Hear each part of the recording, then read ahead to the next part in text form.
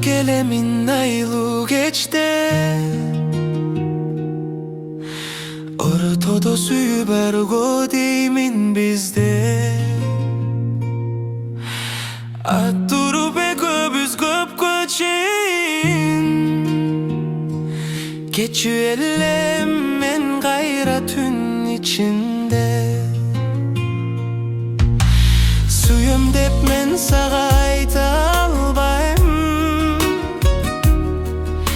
Suyörüngdü bir özüngdön baykay albayım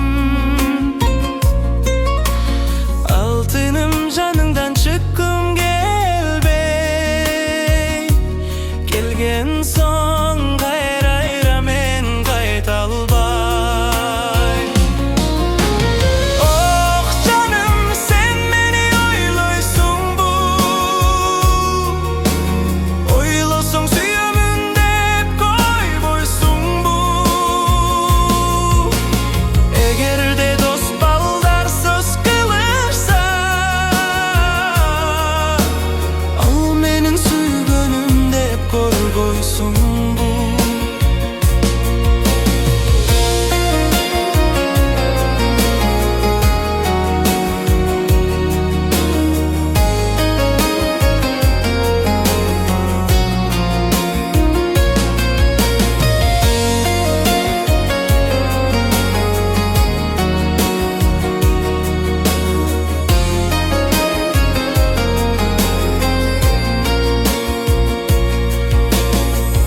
Geçte sagınamadatımça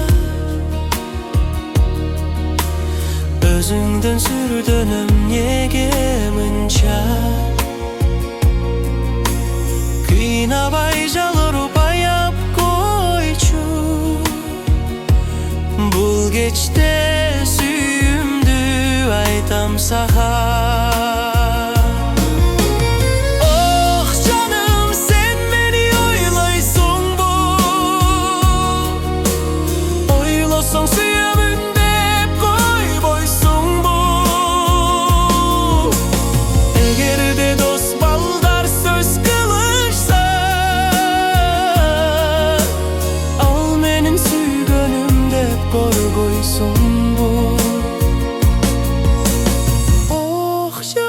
sen beni oylaysun bu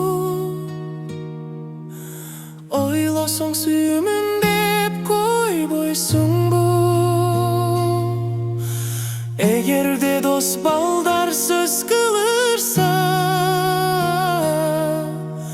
Al menin süygönümde hep korgoysun bu